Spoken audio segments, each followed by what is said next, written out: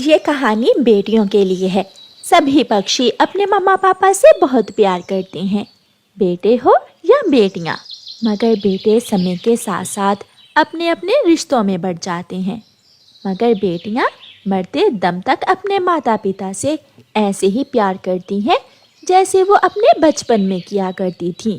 कालू कव्वे और गोरी कव्वी का एक बेटा था जिसका नाम जग्गू था, और अब उनके दूसरे अंडे से बच्चा निकलने ही वाला था। गोरी, अंडा हिल रहा है, अंडा हिल रहा है। आज हमारा दूसरा बेटा अंडे से बाहर निकलने वाला है। पिताजी, पिताजी, आज मेरा भाई आएगा, मैं बहुत खुश हूँ। कालू जी, अपने बड़े भाई के बाद अंडे से मैं निकली थी और मुझे लग रहा है कि मेरे अंडे से भी भाई के बाद बहन ही निकलेगी। चुप चुप कर जा। जैसी तू काली वैसी ही तेरी जुबान भी काली। मनहूस बातें ना करो। मैं जा रहा हूँ। अगर मेरे पीछे से मेरा बेटा अंडे से बाहर निकल आए तो उसे बताना कि उसका पिता उसके लिए मिठाई लेने गया है। कालू कौवा घर से निकलता है। लो लो मिठू, आज तुम भी मिठाई खाओ। आज मैं बहुत खुश हूँ। कालू, ये मिठाई किस खुशी में है? मेरे अंडे से मेरा बेटा निकल आएगा आज। मेरा बेटा आने वाला है। ऐसे कहते हुए कालू कौवा मिठू तोते को मिठाई देकर चला जाता है। अंडा अभी फूटा नहीं और कौवा चला मिठाई बांटने। हैरान हूँ इस कौवे पर मैं। शाम को कालू कौवा जब घर आता है तो अंडा फूट चुका था। कालू, ये क्या हुआ? कालू, मैं ना कहती थी कि इस बार अंडे से बेटी ही निकलेगी। क्या अंडा फूट गया है? पिताजी, पिताजी, अंडे से लड़की कौवी निकली है। मैं इसे बहन नहीं कहूँगा, मुझे तो भाई चाहिए था। गोरी, ऐसा मैं सोच भी नहीं सकता कि मैं एक बेटी का पालन पोषण करूँगा। ये मुसीबत कहाँ से आ गई? छोटी सी कौवी कभी इधर देखती तो कभी उधर देखती। उसे कुछ समझ नहीं आ रही थी कि उसके अंडे से बाहर आने पर सब परेशान क्यों हो गए हैं। रात हो जाती है, बच्चे सो गए थे, कौवा और कौवी जाग रहे थे। गोरी, कल मैं इसे पहाड़ों पर ले जाऊंगा। नहीं कालू जी, मुझे पहले ही डर था।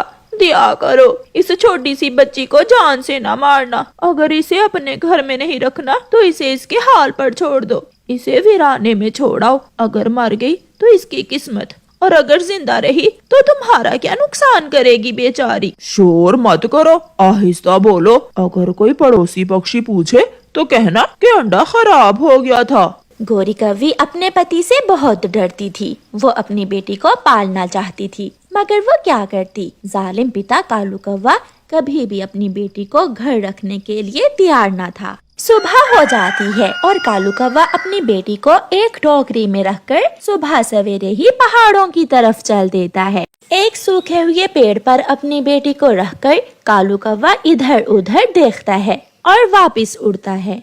पिताजी सुनिए, एक बात तो सुनिए। कौवा रुकता है। शुक्रिया पिताजी, मुझे जिंदा छोड़ जाने के लिए आपका बहुत शुक्रिया। मगर कालू कौवा अपनी बेटी की और कोई बात सुने बिना ही वहाँ से उड़ जाता है। छोटी कौवी अभी उड़ना नहीं जानती थी, इसलिए वो तेज धूप में उस टोकरी में बैठी हुई थी। उसे भूख भी लगी हुई थी और प्यास भी। शाम के बाद एक बूढ़ी कौवी उस रास्ते से गुजरती है। ये छोटी कौवी यहाँ कैसे? इसे तो कोई चील खा जाएगी। ऐसा सोचकर बूढ़ी कौवी उस छोटी कौवी के पास जाती है। छोटी कौवी, तुम यहाँ कैसे? बेटी हो ना, मेरा पिता इसलिए मुझे यहाँ छोड़ गया है मर जाने के लिए।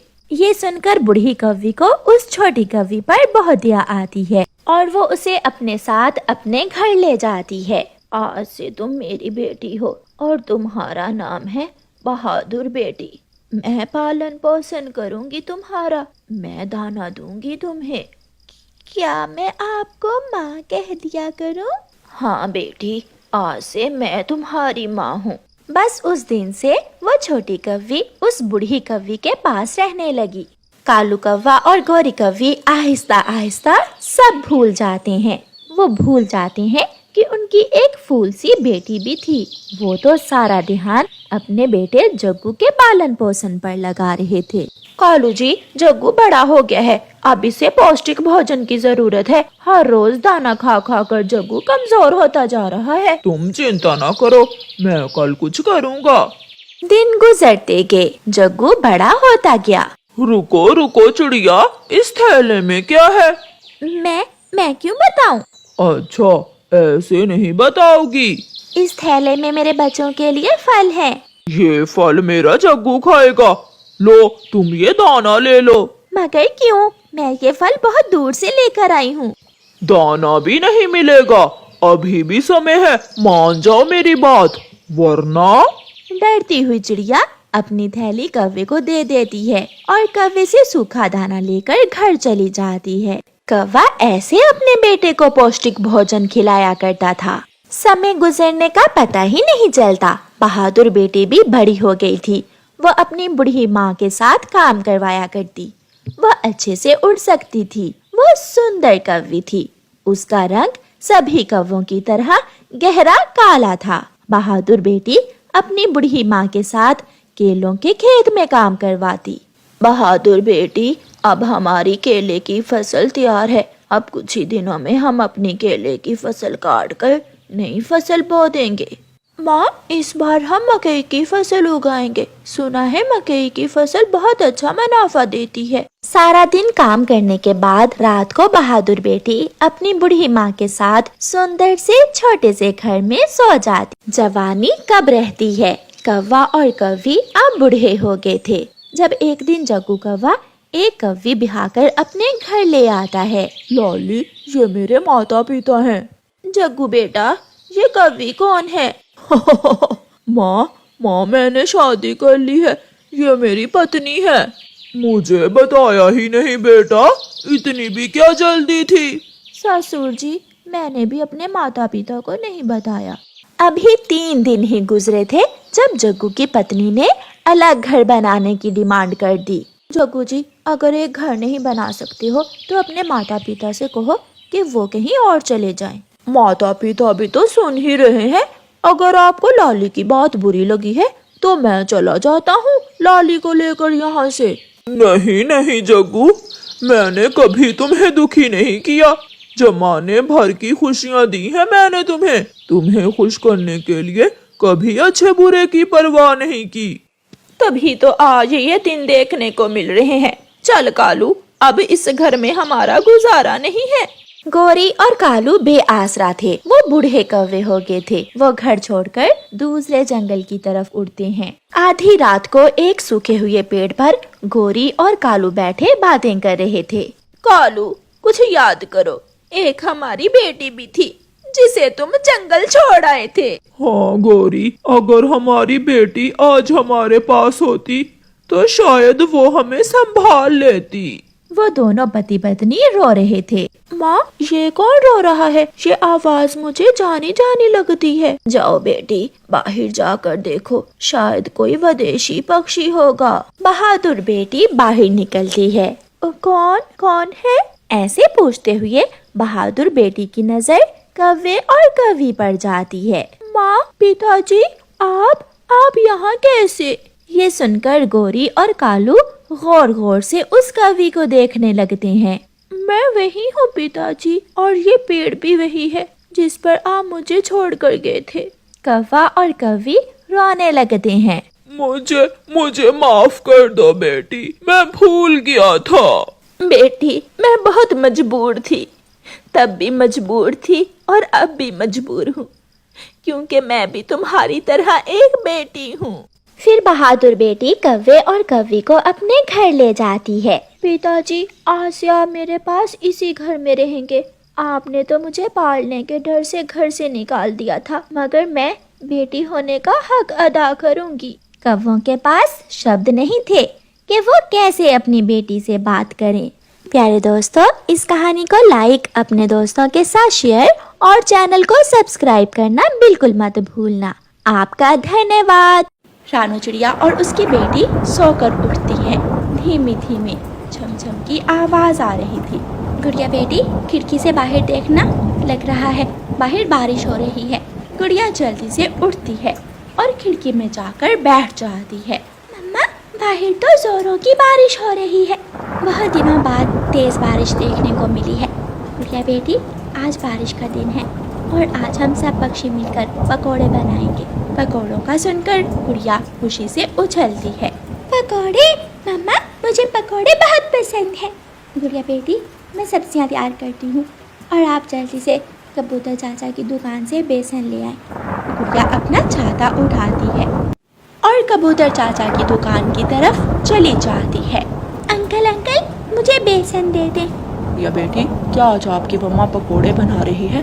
अंकल, आप भी आंटी लूसी को साथ लेकर आ जाना।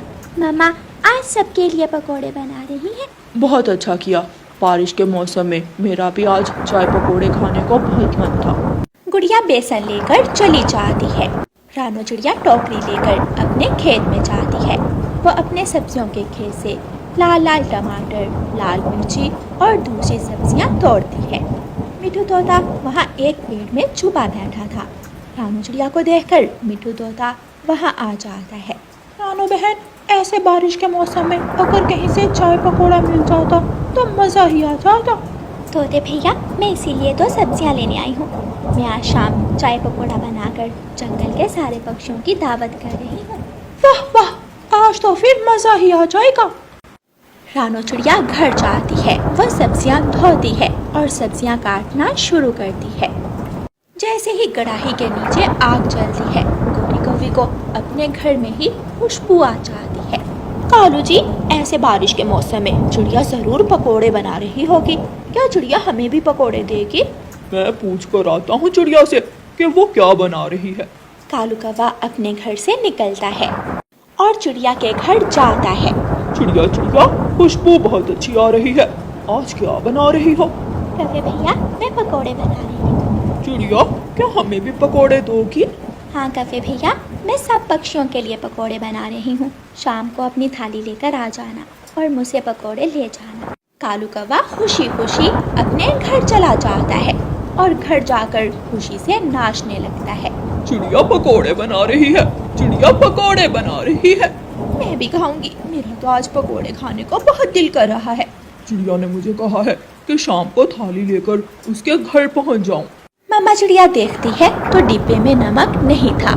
गुड़िया बेटी, बहुत बुरा हुआ, डिब्बे में नमक तो नहीं है। मम्मा, अब क्या होगा? जाए बेटी, कबूतर चाचा की दुकान से नमक ले आए। गुड़िया जल्दी से अपने घर से निकलती है, लेकिन कबूतर चाचा की दुकान तो बंद हो चुकी थी। कबूतर चाचा की दुकान तो बंद हो गई, अब मैं क्या करूं?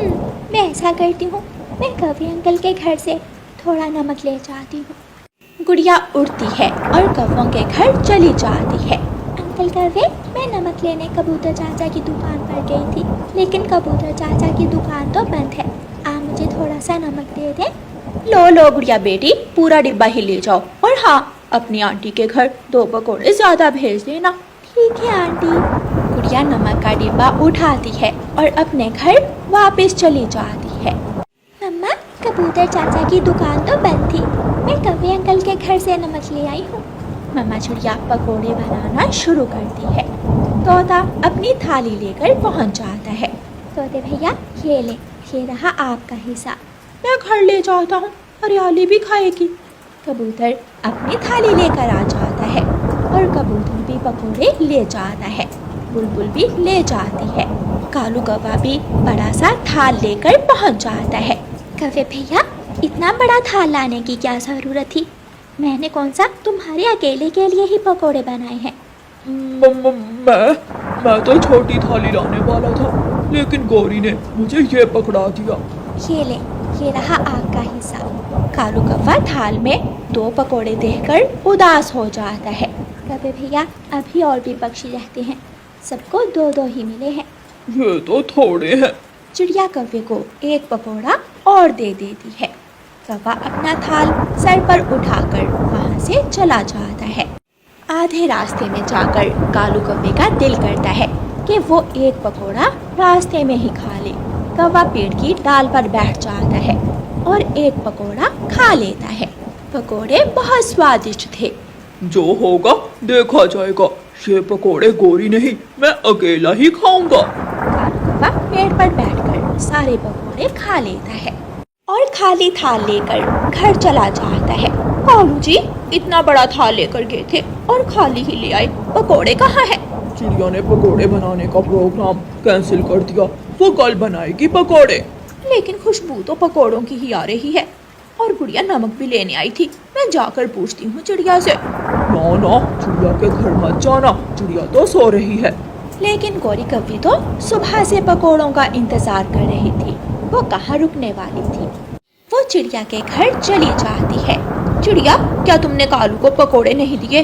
कालू ने मुझे कहा कि पकोड़ों का प्रोग्राम कैंसिल कर दिया है तुमने। गौरी बहन, कढ़ाई में तेल अभी भी गर्म है, मैंने तो सबको पकोड़े बनाकर खिलाए हैं और कालू कव्वा भी बड़े से थाल में मुझसे पकोड़े ले गया था। ये सुनकर गौरी कव्वी गुस्से में आ जाती है। तो फिर वो कालू का बच्चा अकेले ही पकोड़े खा गया। गौरी बहुत ज्यादा गुस्से में थी, वो जल्दी से अपने घर जाती है। कालू कव्वा अलमारी के पीछे छुपा हुआ था, लेकिन बेचारे की पूंछ पीछे नजर आ रही थी। तो ये कालू का बच्चा अलमारी के पीछे छुपा हुआ है। गौरी झाड़ू उठाकर कालू कव्वे की पूंछ पर मारती है और कालू कव्वा हाय हाय करता हुआ घर से निकलकर भाग जाता है। क्या हुआ गौरी? गौरी, तुम मुझे क्यों मार रही हो? तुम्हें सब मालूम है, इसीलिए तो तुम अलमारी के पीछे छुपे थे। फिर कालू कव्वा आगे आगे और गौरी कव्वी पीछे पीछे। गौरी कालू कव्वे की खूब बारिश में जंगल की सैर करवाती है। थक हार कर गौरी कव्वी अपने घर वापस आती है। आंटी, मम्मा ने आपके लिए पकोड़े भेजे हैं, मैं कब से आपका इंतजार कर रही हूँ। पकोड़े देखकर गौरी कव्वी खुश हो जाती है और ऐसे कालू कव्वे की जान बचती है। प्यारे दोस्तों, इस कहानी को लाइक, अपने दोस्तों के साथ शेयर और चैनल को सब्सक्राइब करना बिल्कुल मत भूलना। आपका धन्यवाद।